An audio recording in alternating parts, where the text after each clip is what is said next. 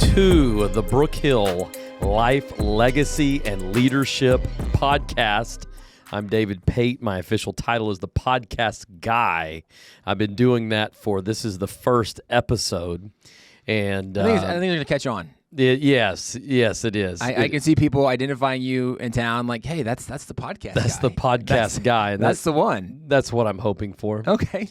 That is the goal. And in fact, we got people documenting right now that we're doing this just in case we never do this again. It's a live studio audience. Yes, so that we can go back and say, remember that one time where we tried a podcast and no one cared? But please keep down your applause while we're recording. We'll save that for the end. There you go. Thank you.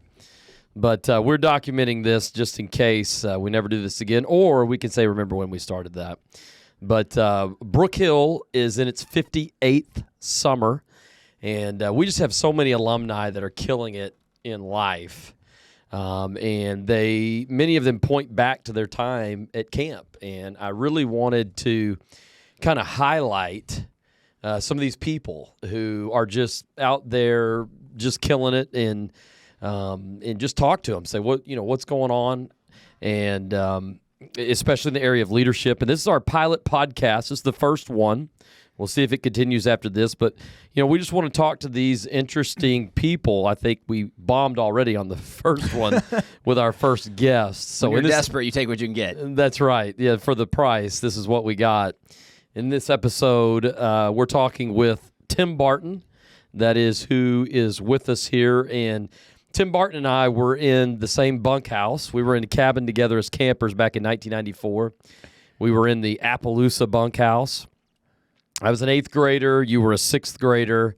We were both really cool for our age. Very cool. I remember actually that picture well because we've joked about it since. I had on jeans that I'm pretty sure were like 8 inches too long, but that's, in the kind of the world we lived in back then, that's what you did. You bought pants that were too big because you were going to grow into them one day, and that's so right. They were rolled up like 8 times. I had these white socks sticking out. I probably was even wearing sandals. I don't know that I was. It wouldn't surprise me because I was that cool back then. I had a red tank top on.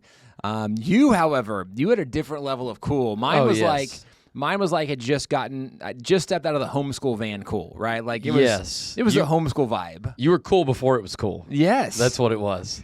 You had a different feel of the cool. If I remember in that picture, I had the USA jersey. That was the dream team. That was a big deal. So that was actually legit. That was a good one. Yep. The hairdo, that aged well. Slicked back. Yeah. Slicked back. That was where it was at. And then sometimes I'd put a hat on after gelling it down. Yeah, shaving on the sides. Oh, yeah. So just hair on top, but slick straight back. Yep. It was awesome. No joke. One of my girlfriends had the same haircut, so no joke. Can't imagine y'all didn't end up together. It would have been awesome. It didn't last. But Tim and I not only were campers together, we were counselors together. We led morning devos together. Combination of one of us was really good at music and one of us was really good at comedy. I don't remember which was which. It was a toss-up at the time. Yeah. We both were very talented. Yes. In our own respects. It was perfect. It was great. We led council ring together. I think I loosely led. I was on the stage. I don't know why I was on the stage. I think Steven, the camp director at the time, said, I think you're going to be around for a while, so we're going to put you up there. It wasn't, hey, we think you're really good at guitar, so we're going to put you up there. It was, hey, we think you're going to be around for a while. We want the kids to see you every now and then. So. That's right. So anyway, fun times. That's how we met. That's how we started hanging out, became friends, and we've done ministry together. We've traveled. We've done some vacation stuff together, and so literally for decades we've known each other. Been very good friends. You serve on the board of my company and organization. I get to hang around with you during the summer and help fix things around camp. Yep. You helped us found the BCF. I did, the Brookhill Children's Fund. Yep. Yeah, very excited about that, which right now all of the board members for the Brookhill Children's Fund are former counselors, and the idea was we wanted to have a way to be able to give back to camp and help students who come from disadvantaged situations be able to attend camp.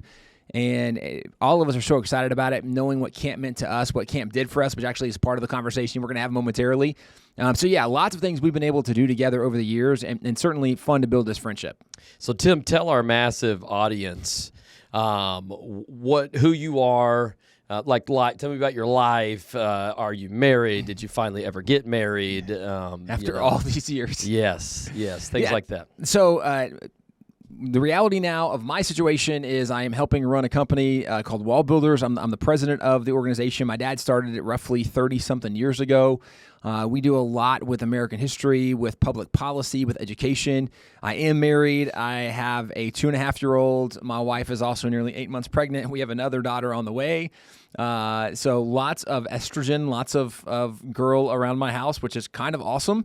Also definitely different than what I would have guessed as growing up as definitely being the alpha masculine kind of male figure. Interesting having a lot of girls, but absolutely love it now. After working as a camp counselor in college, I played sports. I did Brookhill every summer, but I got very involved in youth and kid ministry. I was a high school teacher. I was a coach. I was an athletic director. I worked on at my church as youth director for 9.5 years. So most of what I did was ministry related to young people, and then started working with my dad a little over a decade ago at WallBuilders, and now I travel and speak a lot, and actually am running our organization now. So a lot of stuff still ministry related, doing a lot of stuff around the nation. And certainly, again, would credit a lot of what I have learned and even the success and what I've had at various stages of my life to the lessons and principles that I gained at Brookhill. Incredible. So you are married to someone that you actually met here at camp. Yes. Now, you guys probably, like my wife and I, Melissa, right, similar age, both counselors. Yeah, we're counselors together and ministered to kids and fell in love. Well, right? we both were counselors at Brookhill. Okay, not at the same time. Well, I mean, I came back a couple of years after I had been a counselor, and I was at the time we had High Point, and the camp director Stephen Sexton was helping run High Point and Brookhill. You were helping as well. You were a camp director here at Brookhill at the time as well, and I was coming to speak at High Point, and Steve was giving me a hard time that, being in my mid-20s, he's like, dude, why are you still single? And I was like, bro, I've dated every Christian single girl I know. I'm like, it's not for lack of effort. It's because I live in this really small town, and there's like 5 of us. So it's tough. And he said, okay, what about these counselors? And I was like, dude, these counselors are so young. But Stephen and his wife, Katie, they have a pretty big age gap. And so he's like, dude, it's totally fine, right? He's like, it's no big deal. He wanted more people in his club. Yeah. That's what it was, so he didn't feel so bad. He wanted to feel more normal in the situation. So he's like, bro, no, it's totally fine. So he ends up kind of connecting Gabby and I. We start talking. We started doing some... at the time, it was Skype because there wasn't really like FaceTime yet. There wasn't Zoom yet. It was super fun. So, yeah, she was in college still. And so shortly after we met, we got engaged. We got married. And then we've been navigating life together now for roughly a decade as a married couple. So super fun. Now, the big joke is there's a picture. There's a picture out there that the way the picture looks... It looks as though you were Gabby's senior counselor in horseback, and she was one of your campers, and maybe you were just passing off awards for her, trying to help her out. Trying to gain an advantage. Yeah, exactly. So that would be that was frowned on at Brookhill, right? As you're not supposed to like groom the camper you want to marry. No, that's not what happened. Gabby's giving me the death stare. So one of the funny things. Gabby was a JCT when I was a senior counselor, and I definitely did not know or recognize, remember who she was, because I was leading morning devotions and counseling and Vespers and all these things. She knew who I was. And so my parents at the time were very good friends with Tim and Terry Brooks, who were very involved and around Brookhill a lot. And so mom, and like this is true mom fashion, right? It's total mom move. My mom was with the Brooks, and she gets out of the vehicle, and I'm coming back from, I just been at water rides, but we're walking by other wagons, so the horseback wagon just pulled up, so people are getting off, and my mom's like, Tim, let's take a picture. So I'm just rallying campers around me, right? Like trying not to make this more awkward than it already is, because your mom's at camp taking your picture, and you're a counselor, right? Like not supposed to happen. That's a party foul. That's embarrassing. Yep. But we take this picture, and... So years after Gabby and I are married, she's going through one of my Brookhill boxes that just has tons of letters and notes. And actually, I've got some really funny notes and letters from people I was a camp counselor with. One of them, Mitchell Glass. Okay. I have a letter from Mitchell Glass when we're graduated the same year from camp, from high school, and we're very good friends now. But I have a letter from him as a freshman that he writes me, and at this point we graduated camp, and he says, "Man, are you going to try to be a JC?" He says, "I really want to. I'm praying about it. I hope they'll accept me."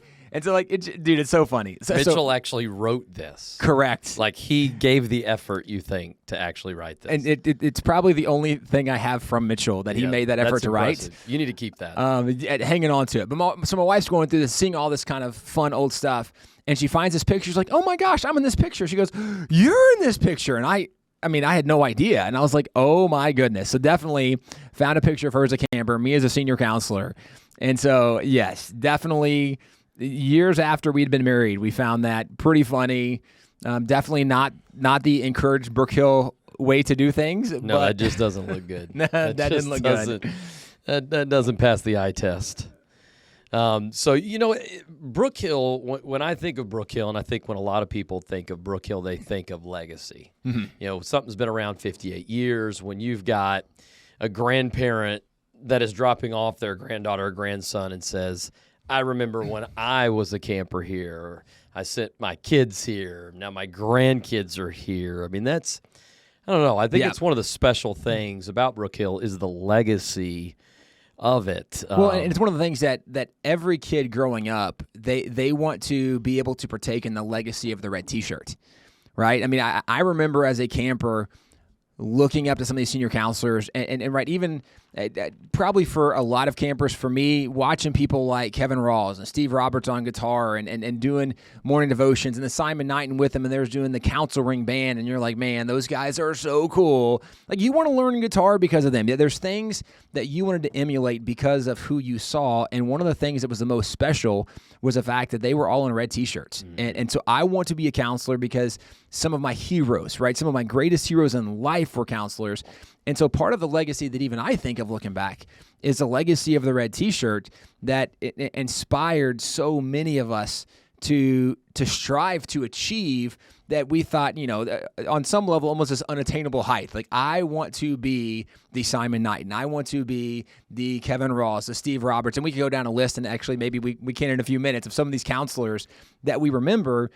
But certainly legacy is something that absolutely shapes you as a camper, that you want to be part of this legacy. You want to be part of this really special thing at camp. And then even as a counselor, you're thinking that you want to leave this legacy for the next generation. So there's no doubt this thought of legacy is all around Brookhill. Yeah, I know as a camper, my questions, for all these guys, girls too, for sure, who am I and who do I want to be?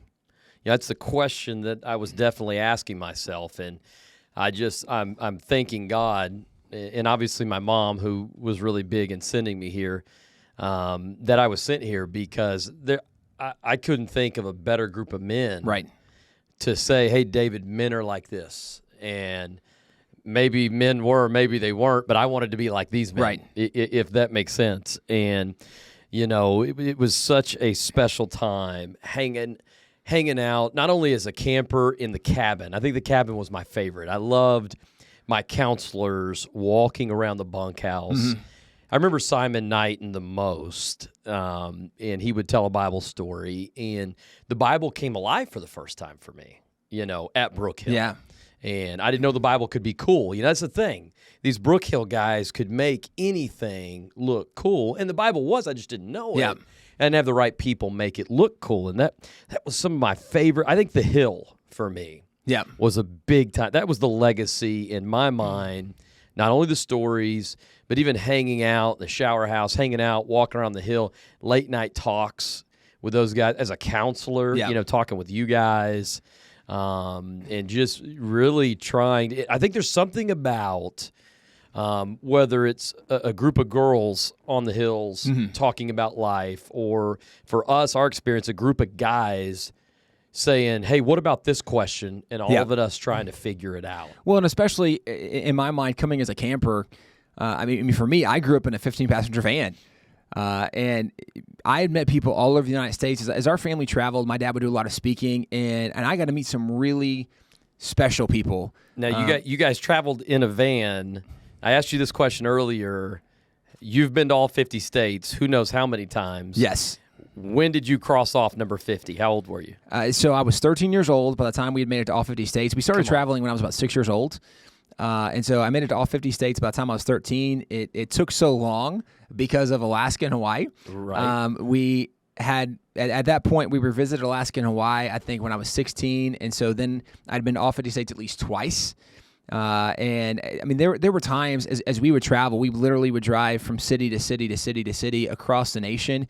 There were months of the year that we'd be on the road 11 months of the year while my dad was just speaking. And so we always had a home in Texas, but I literally spent more time out of Texas than in Texas growing up. And so Brookhill became very much a safe place for me. That, you know, a lot of questions that you want to have answered as a young person as you're trying to navigate through growth and maturity and then finally puberty and all these things, you want to know that you're important, that you're special, that somebody cares, that somebody loves you, you're validated. And of course, your family can offer that on some level. And maybe that's the most fundamental level where it becomes the most important, is having a mom and dad that love you, that pour into you. And certainly we at camp, we see a lot of those situations where, you know, for a lot of these campers, they come from all different backgrounds. And some of them have parents that have loved and poured into them, and some of them haven't had that. But one of the cool things about camp is no matter where you come from, you're going to have those counselors who are there to love you, to pour in you, and who actually validate you on some level, that you feel like you are significant. And it's because of, I mean, we can talk about it as counselors, part of the staff training, that we are taught to be intentional, to find people, to encourage them, to pour into them, to, right, you see the need, you meet the need kind of scenario. But camp especially was a place that really was a safe place for me growing up. And certainly then to see some of these guys you look at, and man, they're so talented, they're so funny, they're the epitome of masculinity on some level. And then for them to give you as a young kid, right, the time of day, to make you feel important, to help you be validated, it was just so special on a very unique level, especially in my life, that I didn't have really anywhere else. There's something about someone just a little bit older than you, right, that it's attainable. You know, my parents always seemed like they were so much older than me. So old. They were so old. I think at the time they were in their 30s, right? They were just really old. Such old people. And so, but it was like, okay, I could maybe be that in a few years. From a counselor standpoint. That's right. That's right. Maybe I could be a counselor. I could wear a red T-shirt in a few years. I could be these guys. And I don't know, there's something about that challenged me. Yeah. And I don't know, it was a really important time. You know, they challenged me when I was a camper. They challenged me when I was a counselor. And I needed people to tell me there's more in you. Yeah. You know, I think we need that. We want it. I think there's this war inside of us that says, I want to do less, I want to do more. I want to do less because I want to be safe. That's right. But I want to do more because I want to be significant and make a difference. That's right. And there's this dichotomy. I want to be risky. Right. Yeah. The dichotomy is I want to be safe because I don't want to be vulnerable and I don't want to be hurt. Right. But I want to be significant and I want to make a difference. That's right. And it really is interesting, even as I think back on my time at Brookhill, the fact that I can remember some of my very first counselors. I can almost name. Can you name? Were you 7 years? I was 6 years. Okay, so fourth grade. There was one summer when we never made it to Arkansas. The van got stuck somewhere. Correct. We were somewhere else. Yeah. But I think wrong turn. So. I think 92. 91. I think it was my first summer, 91, 92. I actually have the photographs in an album somewhere. I could go pull it out and look at it. But I think James Pirtle was my very first counselor. Okay. Pirtle was my tennis counselor. Okay. Got my golden racket with Pirtle. Okay. Yep. He was my hero. He waxed me out I there. imagine he probably was pretty good at tennis. Yeah. Okay. Yeah. I didn't think I got the award, and then he gave it to me. So I had Chris Howard, Simon Knighton, Jay Swinnickson. Yep. Man, I'd have to go back and look at the pictures, and I'm sure it would come right back to me. I can think of some of the people I JC'd for. I JC'd with Jeff Patty and Kevin Rawls, with Simon Knighton. Did you ever JC with Steve? I did not. So Never won the my very first year to JC was Steven Sexton's first year as the camp director. Okay. And so that was super interesting. Okay. Which there's a lot of Steve Sexton stories because I have the best stories when I was in his bunkhouse. he did provide some of the most fascinating, interesting stories. He was for creative. sure. Very creative. Outside the box. He didn't know there was a box. No, the box is just in the way. It slows you down. Throw that box out. But looking back, the fact that we can still identify and remember so many names of the counselors, again, speaks to this fact of the legacy of Brookhill, that you had guys that were in college, that were just out of college, who were there to pour into people that were so much younger than them, but they did it because of the love of Jesus. They did it because they cared and wanted to make a difference. And certainly we are outcomes of the legacy of Brookhill, that there were people that went before us that cared enough that they would take their summer, that they would go through ridiculously terrible conditions at times, with incredibly hot days, no air-conditioned cabins, dealing with all kinds of interesting non-water working shower houses at times, which I do definitely remember. How my very first years as a junior counselor showered last. And really, really last, because the senior counselors and all the kids would shower, and then JCs would go. And sometimes the senior counselors would stay and they would shower into the wee hours of the night. But allegedly, so that's probably never actually happened. That's allegedly. That's allegedly. That might have happened at some point. But I remember going to the shower house, and there hadn't been warm water for 30, 45 minutes, right? And they're like, yeah, you guys go shower. And just, oh, man. You would think in the summer that it would be okay not having warm water. But then when night comes and it gets a little cool and there's no warm water and you're freezing, I'm very grateful now, having passed Brookhill, being in a home where we have a nice hot water heater and I can take nice warm showers. I definitely remember very cold showers sometimes at night on Guy's Hill. It's amazing because I don't remember how hot it was as a counselor. I don't know that I paid a lot of attention to it. No. I think about it now, and of course parents talk with me about it now, but at the time, you were just so into what you were doing, pouring into the lives of young. As a camper, I definitely didn't think about it. I was just having the time of my life. But as a counselor, I don't know. It was just the greatest time of my life, hanging out with some of the greatest men. Yes. And pouring into the next generation.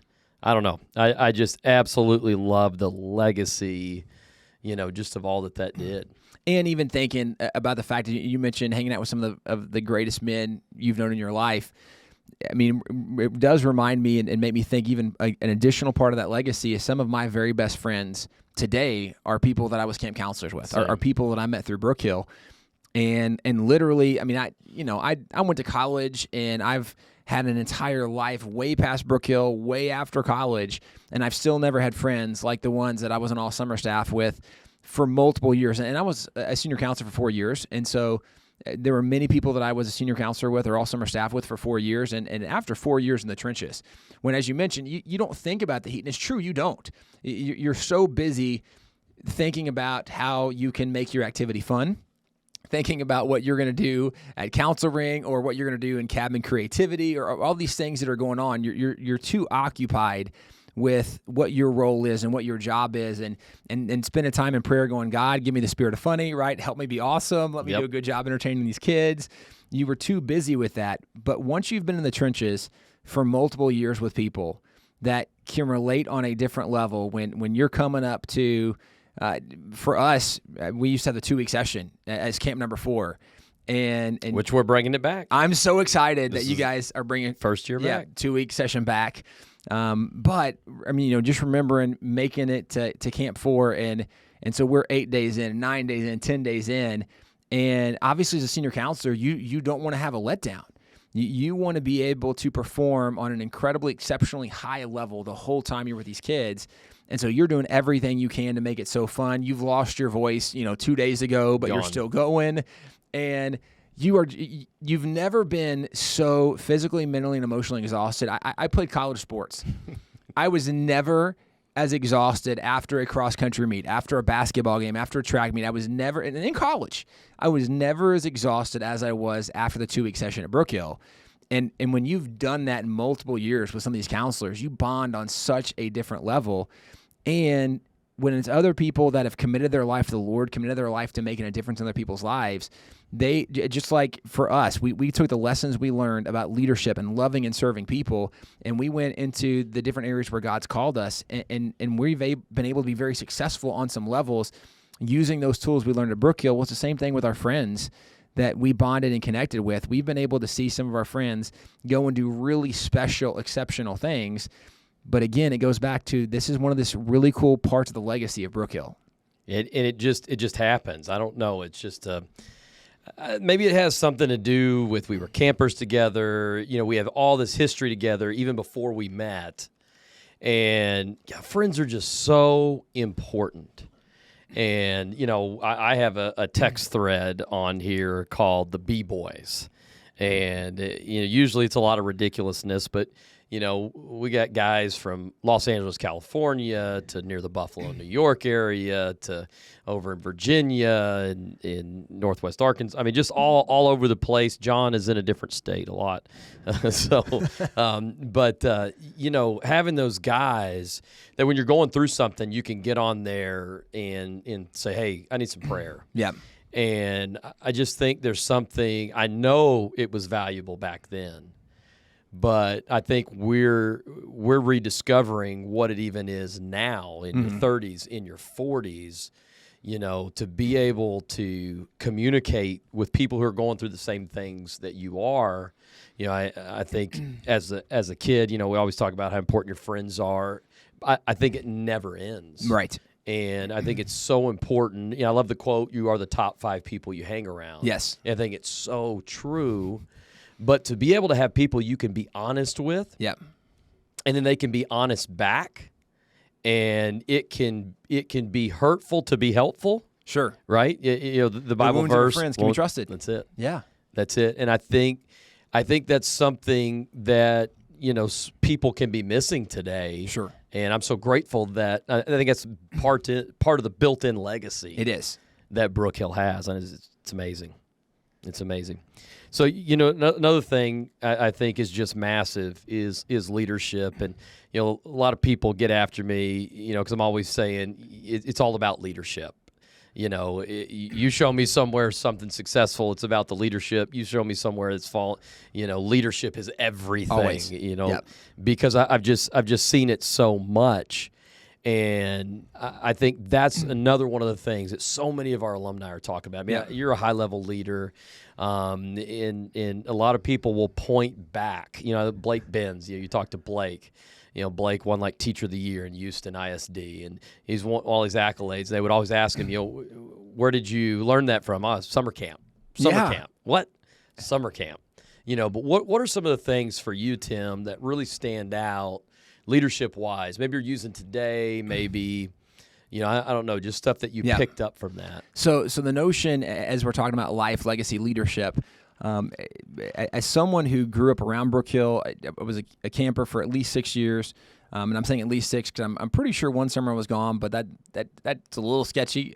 I don't remember, but I know I was a JC for 3 years. I was a senior counselor for 4 years, and then I've just been around for a long time after that because obviously being friends with you and Steve and different people who are helping run and lead camp, just being around, it's interesting how much Brookhill has shaped that life, legacy, and leadership. And looking at leadership specifically, it's so interesting as you think about what are the big lessons you learned at Brookhill when it comes to leadership. And it'd be really hard for me to make a list, although I could make a very significant list. But as far as there would consistently be more and more things to be added. But let me just start with a few off the top of my head thoughts. Is one of the things you learned is how to be fun and successful regardless of the setting. For example, right? You're a cabin counselor. You have different kids every week. Yep. So every week you are leading a different group of people, and it could be the week before they were easy, they were fun, right? They were on your page, they were friendly, and this week you got a bunch of kids that, are just like 2 steps away from joining the devil somewhere, right? And you're like, what is happening? But you learn, no. You can guide, you can lead, you can control the environment. The same thing when you were counselor of an activity. And as you talked about, leadership makes everything. It's true. Because there literally were activities for us that we could look back at, and y'all don't do them anymore because you made some great leadership decisions, but we could look back at some of those activities and go, those were terrible activities, but we could name counselors who took those activities and right at the end of the first day of camp, when kids had the opportunity, the next morning they have the opportunity to transfer out of an activities that were terrible activities all of a sudden would get huge, because they would have a winner counselor in them.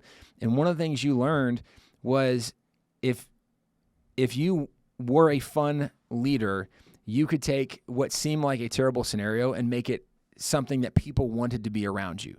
Where that was leadership 101, and it was actually a really effective measurement tool every week, because every week you could see, are people transferring out of my activity? And if they were, you go, you know what? I'm going to have to work on this. I'm going to have to do a better job. And this is one of the things that I was a business major in college, and I love Brookhill. The leadership we learned at Brookhill was just on a different level, because in college you go through textbooks and it gives you a lot of theories. At camp, it was no theory. It was all practical application. It was, okay, let's see what happens, right? If I do this, if I say this, if I lead with this attitude, everything was a realized leadership lesson. And you learned to be fun. You learned to be funny. You learned to be relational. You learned to be engaging. You learned how to take what could be a tough scenario and redirect it where we would talk about minimizing and maximizing, right? Where you minimize the negative. So we never talk about how hot it was at horseback out of the middle of the pasture with no shade anywhere in the entire arena. Don't talk about that. Right? We don't talk about that, right? You have, these snakes that would come by and we're like, oh, that's our friend Bob. Hey, be careful. Nobody heard Bob, right? Like we learned how to redirect in scenarios, and it was things that were very intentionally taught to us. But looking back now, it's something that is so ingrained, but it's subtly ingrained that I don't even really remember what the conversation was. I just know that's what we do. You picked it up over time. Yeah. And I know over time, because staff training was very intentional, where there's certain things, hey, we do this, we don't do this, we have these conversations, we want to guide here. But now that I'm out and I'm leading an organization and I'm on several different boards and I do coaching for some different leaders. I was recently with a lady who's running an organization and very successful organization. She came in from the corporate world. She's running a nonprofit now. The corporate world, she was over a law firm. They had more than 250 attorneys, and she was very successful. She decided that she had done enough corporate world and she'd made some good money. She wanted to go nonprofit, so she came to nonprofit. And in the nonprofit world, she was having challenges with some of her employees because she was used to attorneys who, by and large, if you make it through, right, whatever kind of law school you went to, you had to be very strong-willed, very determined, very motivated. And she got to a place where she was dealing with people who weren't quite as type A, strong-willed, motivated. And she was really crushing a lot of their spirits. And so we would have conversations, and actually I would do some stuff with the staff, and she would see the way they would respond, and she's like, this is amazing. How did you do that? And I just thought, well, this is summer camp, right? I mean, this is like your bunkhouse, right? Like you're setting up for success. Right. What you're doing. It was stuff that was so basic, and it's stuff that you could not read enough John Maxwell books to learn these lessons. And it's not because John Maxwell books don't have great leadership thoughts, because they do, but it's not a learned and lived experience that it was at camp.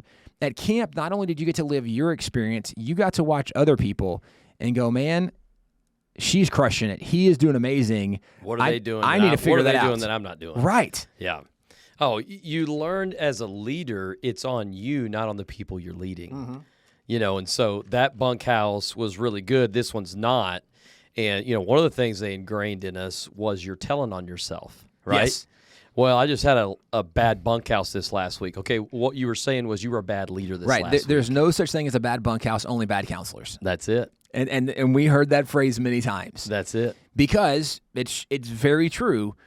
that there were counselors on staff, you could have given them any bunkhouse on the hill, and it would have been the best bunkhouse at the end of the week. And Steve was a great example. You know, we give Steve a lot of flack because he deserves it. But, I mean, Steve was that person. Yes. And that was Brookhill 101. That was Hetty. Right. You know, the founder, Hetty Lou Brooks. And basically she said, it's not what you're doing. It's not what you have. It's who you are. Yeah. And she said, you shouldn't need anything to make these kids have the best week of their lives.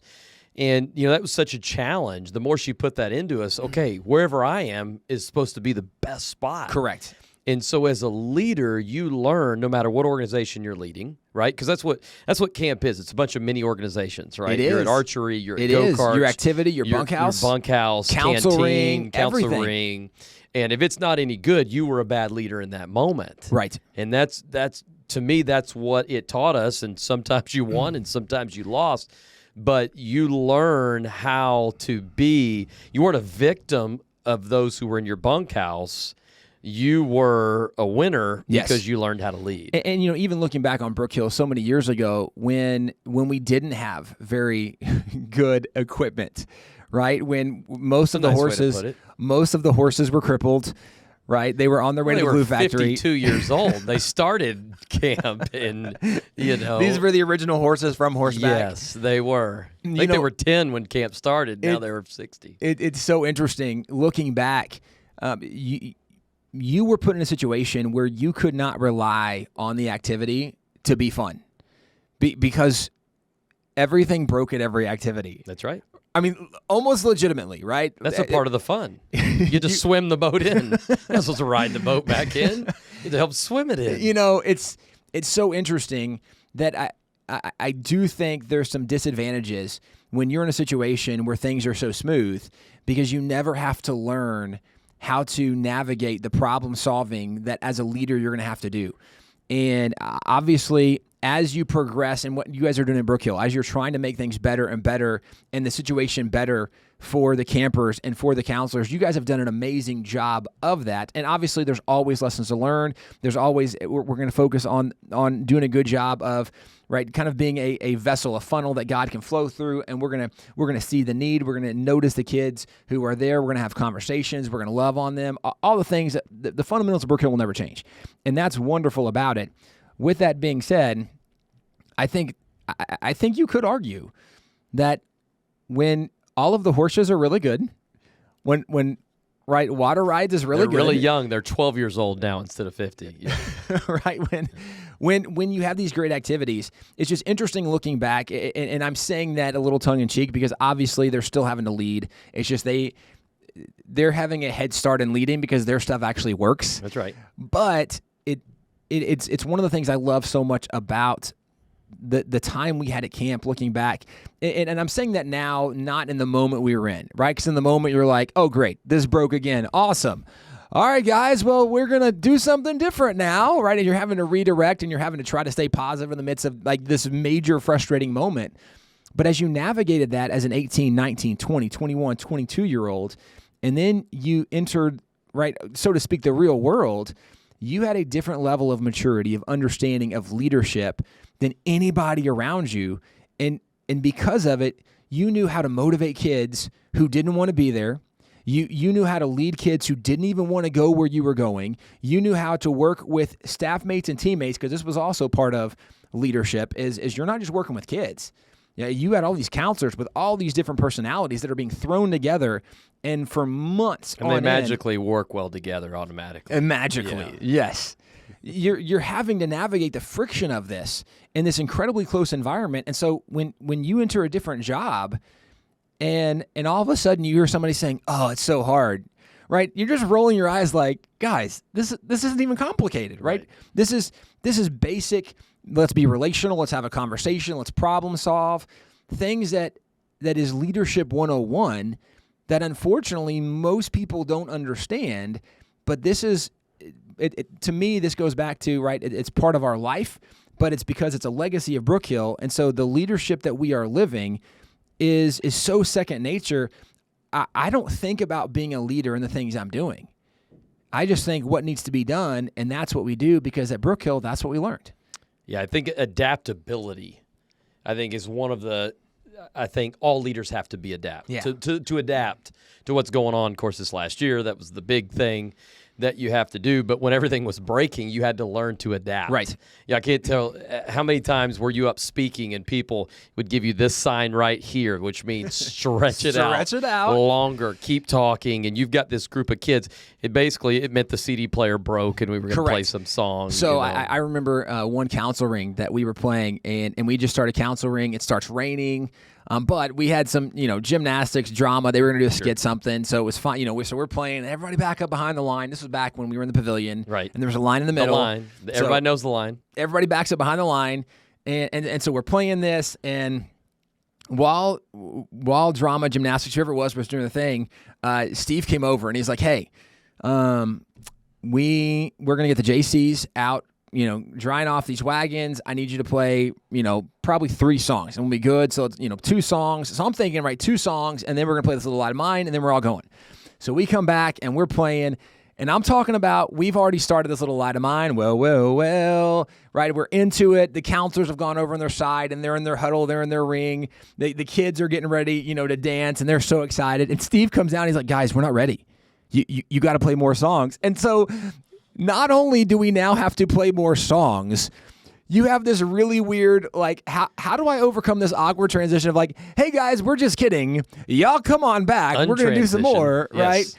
So you literally are put in some of the weirdest scenarios, but you learn adaptability on such a crazy level that, again, when you encounter things in quote unquote real world scenario, it's not even that much of a challenge on some level. Now, obviously there's challenges. Yes, I'm not downplaying that. But in the sense of, for the most part, most of the challenges I've dealt with now, nearly being 40 years old, most of the challenges I've dealt with in my adult life, it was not the first time I dealt with that kind of challenge. Mm-hmm. Right now, obviously, they look different, but in the sense of having to be able to adapt and overcome, having to be able to problem solve, having to be able to minimize or to encourage, the basic answers were already in place for nearly 20 years because of what we learned at Brookhill. I think as a leader, you learn that you have to play the hand that you're dealt. Yeah. And you have to make the best of it. And that's what the great leaders, and they take it from where it's at and they make it incredible. One of my favorite stories was, on Saturday when you're always greeting the parents and, and hey, we had a great week. And I remember one of the moms, came and just said, how was little Johnny, or, I don't remember what his name was. And I said, oh, he was great. And she goes, really? He was great? And I was like, yeah, he was great. I mean, what else was I going to say? He was great. He was great. We had a great week. And let's be honest, you probably had no idea who this was. Yeah. Well, I did know who he was because the mom said, oh, he did great, really, because we experimented this week and we took him off his meds. Oh, thank you. And so I doubled down and I said, he was amazing. You need to stick with that. But we were adapting a lot that week because he was spirited. But we did. We had he had the time of his life. Yeah. And that was what it was all about, was loving them for who they were, correct, adapting, and just making it a success. And I just think, you learn so much. Now you were a JC. Yes. And, we were in the same cabin. You were a JC the same time as me. I actually have right here, JC. You were an AC while I was a JC. Yes, I was. Okay, that's right. I was an AC. And so as an AC, we evaluated the JCs. And I actually have in my hand evaluations from when this was camp number 4, June 26th through July 7th. I couldn't tell you which year that was, 96 or 97. No, 97 or 98. And I have right here your evaluations. Poor, average, good, excellent was the 4. And then we could leave some comments. I have a lot of other notable alumni right here that were evaluated. But I gave you a JC evaluation. And I actually said that you were excellent. Yes. Great with kids, and I put servant right there. So you had a lot of potential. I saw it in you right there. So you're welcome. I'm the reason you came back from that evaluation. I appreciate you giving me a second chance to come back because There definitely were a lot of lessons that I had to learn as a JC, growing into who certainly that God would have me become. And man, that's really fun seeing old evaluations. Handwritten. Yeah, a little surprised that's around after all these years. Yep. That's pretty cool. It's fun. It's a lot of fun. You were in fun swim. So you must have been just an excellent lifeguard. That's what it was. And as a servant, I guess I was picking up a lot of fun noodles. You picked up the fun noodles. You probably didn't sit. You stood the whole time. Yep. Those were big keys that I was looking for from the lifeguard. Bottom of the slide, catching kids, keeping them from drowning. Yeah, I probably put you at the bottom of the slide. I was good like that. Did. You were tall. You wouldn't drown yourself. So you were probably good like that. You know, one of the lessons that I learned, I'll never forget staff training. Tim Brooks comes in there, and he had this board with a old school thermostat and then a thermometer. And that visual aid on leadership where he said, which one are you as a leader? You know, a thermometer takes the temperature of the room and just tells you what the room is like. Right. You know, my cabin's bad, right? Or my cabin's good, or, you know, this camper's this or this camper's that, you know, and you just take a gauge of what the temperature of the room is, or are you a thermostat? Do you set the temperature of the room? And that was one of those that was one of those things that got in me in staff training, and I thought, I want to be a leader that sets the temperature. I want to be a leader that when I walk in the room, it goes to the temperature that I want it to go to. I don't want to be a reporter of what's going on. I want to be a changer of what's going on. And I think that's something that has stuck with me, whether it's coaching basketball or leading groups of people or obviously training counselors. I don't want to say, hey, I got a bad group of counselors this summer. You know, I want to say, hey, I got a good group and we're going to make them this kind of group. I think that was one of my favorite leadership lessons. And I definitely remember some of those conversations and thinking, what kind of leader do we want to be? And certainly one of the things I respected so much about some of the leaders at camp were the ones who were able, regardless of the hand they were dealt, to get the exact same outcome no matter where they started. And I mean, to me, it's along those lines, right? This thermostat, Absolutely. Where it doesn't matter if we're starting at 65, 75, 85 degrees. If I want it to be 72, we're going to get to 72. And I definitely can think about some of the counselors that I respected so much as a counselor that I worked with them, or as a JC watching them, or as a camper just being so impressed by these people. They were able to take any scenario and help it arrive at the place it needed to be. And to me, that was one of the most significant things about leadership with being in charge of a cabin. It doesn't matter where you start, it matters where you finish. All right, being in an activity, it doesn't matter what kind of group you have. It's being able to set that temperature and arrive where you want to go. And I think that's been one of the things that has definitely stuck in my mind the most about leadership from camp is being able to evaluate the situation and then determine what do we need to do to get to where we need to go. And obviously every summer as you're working with staff and thinking, okay, you know, here's what we have, here's where we want to go, how do we need to get there? And that literally we could go through dozens, if not hundreds of examples of how Brookhill has impacted us from the way we think about people and situations and having conversations and asking questions and not rushing to judgment and not being too quick to correct without even knowing what the problem was. And there's so many things we could get into. But for me, one of the things that stands out the most is being intentional about evaluating where we are and how do we get to where we want to be, because that's what we did every single day at every single activity, every single bunkhouse, every single morning devotions, every single counseling, every single Vespers, was how do we go from where we are to where we want to be? And I got to practice that every single day as a counselor. So now walking in career, it's like, okay, this is no different, right? Every morning in the business, like, okay, where are the numbers? Where's the product, right? What's our resources? What are we doing? Where do we need to be? Here's what we need to do. And it was just such a practical application for me that has made so much of the transition of now me leading an organization, of me leading people, of me leading in ministry and leading at church and different things. It has helped usher in that. And as many things, it makes me so grateful for the life, legacy, and leadership lessons of Brookhill. Come on. Well, Tim, we might have to have you back for another episode if we have any more episodes. Well, and let's just say, after 58 years, If we started making a list of some of the impressive people that have come through that have been awesome or staff, Absolutely. you literally could go hundreds of stories, and I'm actually pretty excited. I hope this does carry on, and I get to hear some of our friends, some of our mentors, some of the people who are role models for me growing up. I would love to hear some of their stories, where they came from, how God worked in their life, and how the lessons they learned at Brookhill are impacting their leadership today. A lot of really fun people have come to this place. Well, that's been the idea of this for me. Is I've sat down with these people over the last few years and just had different conversations with them. I thought that's what I want to do. I want to have conversations with our alumni. These are amazing people, and maybe somebody else would want to hear them talk too. So, I love it. Tim, I appreciate your time. It's been a lot of fun. We never have any fun when we hang out.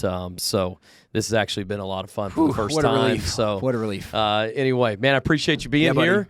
And man, we might have another episode. So Life, legacy, leadership, lessons learned at Brookhill. Awesome. Appreciate you, buddy.